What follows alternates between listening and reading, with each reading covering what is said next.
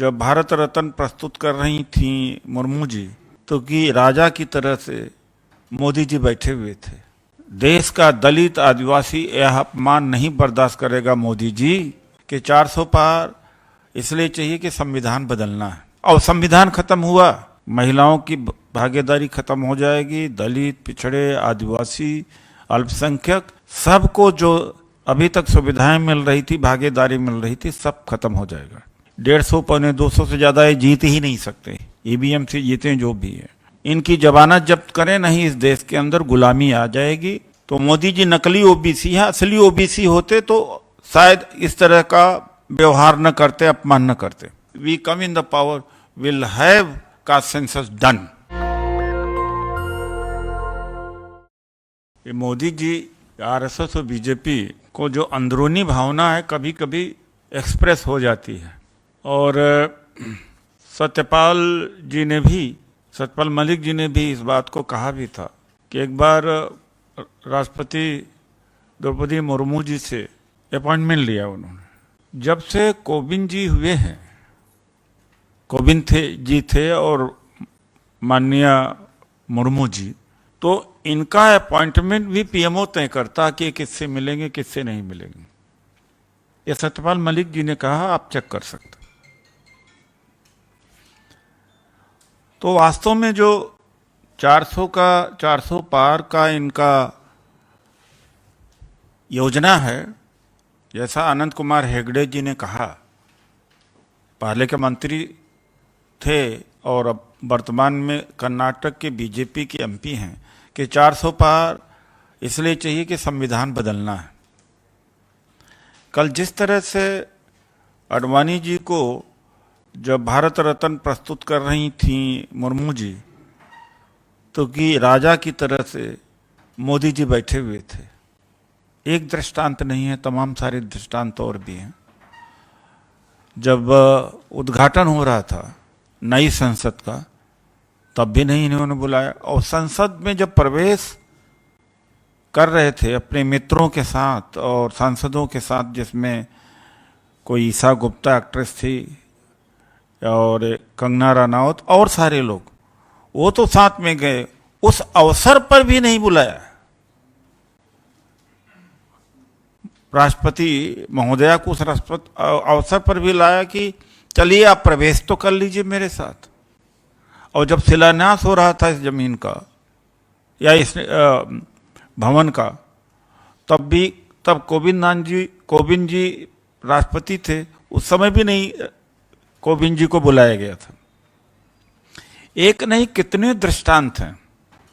एक शादी का समारोह में, वो आप चेक कर सकते हैं, वहाँ मोदी जी हैं स्टेज के ऊपर, ब्राइड एंड ब्राइड ग्रूम है, एक तरफ रामनाथ कोविंद जी है, दूसरे तरफ मोदी जी, और कोविंद जी हाथ जोड़कर खड़े हुए, मोदी जी एक्नॉलेज भी नहीं कर रहे हैं। और कुछ पिक्चरें अभी हम रिलीज करते हैं, प्रोजेक्टर के द्वारा दिखा भी देंगे।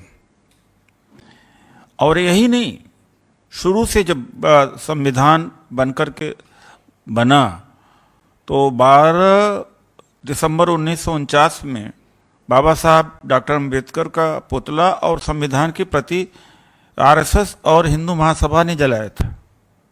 और गोलवरकर जी ने कहा था कि ये संविधान डॉक्टर अम्बेडकर ने तमाम नकल मार के बनाया। तो इतनी घृणा। और 2014 के बाद से जिस तरह से प्राइवेटाइजेशन कर रहे हैं, नौकरियां खत्म कर रहे हैं, आरक्षण खत्म कर रहे हैं, सरकारी कंपनियां बेचा, पब्लिक सेक्टर अंडरटेकिंग बेच रहे हैं, नौकरी के रास्ते बंद कर दिया, शिक्षण संस्थाएं, लगभग 1000 से ज़्यादा यूनिवर्सिटीज हो गई हैं। 48 यूनिवर्सिटी सेंट्रल गवर्नमेंट की हैं, जिसमें एक वाइस चांसलर एससी का है। ये स्थिति है तो कितना नफरत करते हैं। नाम मात्र का ये राष्ट्रपति के पद पर बैठा देते हैं और जगहों पर बैठा देते हैं। ये जो 400 पार का नारा इन्होंने दिया है, संविधान खत्म करने के दिया। कल की इंडिया गठबंधन की रैली में जननायक राहुल गांधी जी ने भी कहा कि इनका उद्देश्य है संविधान खत्म करना। और संविधान खत्म हुआ, महिलाओं की भागीदारी खत्म हो जाएगी, दलित, पिछड़े, आदिवासी, अल्पसंख्यक सबको जो अभी तक सुविधाएं मिल रही थी, भागीदारी मिल रही थी, सब खत्म हो जाएगा। मैं चाहता हूं कि वो विजुअल आप देख भी लें।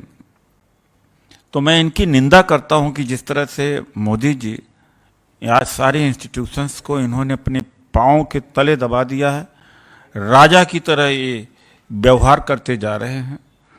और टीएसपी थी, ट्राइबल सब प्लान, और शेड्यूल कास्ट सब प्लान, उसका पहले एक कॉन्स्टिट्यूशनल दर्जा था प्लानिंग कमीशन में, उसको भी खत्म कर दिया इन्होंने। तो आप विजुअल देखें। हम दलित, आदिवासी, पिछड़ों से आगाह करना चाहते हैं कि इस चुनाव में अगर इनको 400 पार जो सीटें हैं वो इससे तो बेईमानी से हो जीतेंगे, वरना 150 पौने 200 से ज़्यादा ये जीत ही नहीं सकते। ईवीएम से जीतें जो भी है, बिल्कुल इनकी जमानत जब्त करें, नहीं इस देश के अंदर गुलामी आ जाएगी, महिलाएं गुलाम हो जाएंगी, दलित, पिछड़े और अल्पसंख्यक सभी को गुलाम बनेगा। कुछ चंद जो पूंजीपति हैं वही देश को चलाएंगे। तो प्लीज विजुअल दिखा दें। आप विजुअल देखेंगे कुछ।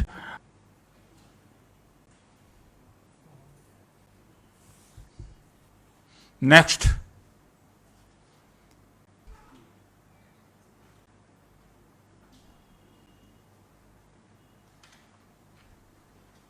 Thank you.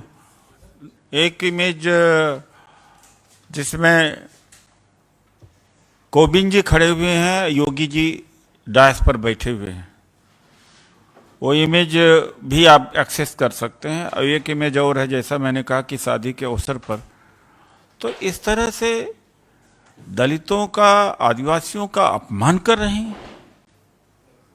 देश का दलित, आदिवासी यह अपमान नहीं बर्दाश्त करेगा मोदी जी।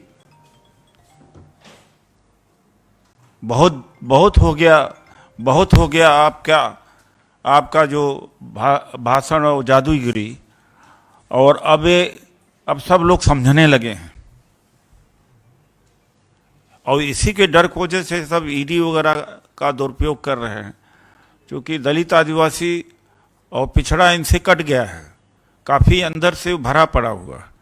दलितों को, विभिन्न टुकड़ों को प्रमोट करते हैं ताकि डिवाइड हो जाए।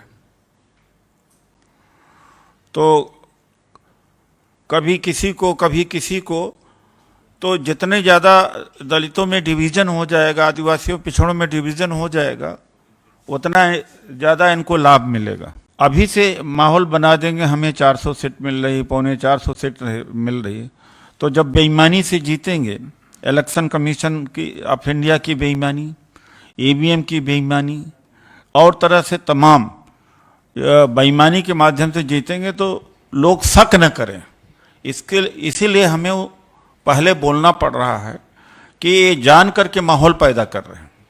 देखिए, ऐसा है, वो जानबूझ के करते हैं, जानबूझ के नहीं, वो एक्चुअली वो जनरल कैटेगरी में पैदा हुए थे, और जब ये चीफ मिनिस्टर बने तो अपने आप को शामिल करा दो ओबीसी। ओरिजिनल ओबीसी है ही नहीं है वो, इसलिए वो भावना आएगी नहीं। ये नकली ओबीसी है।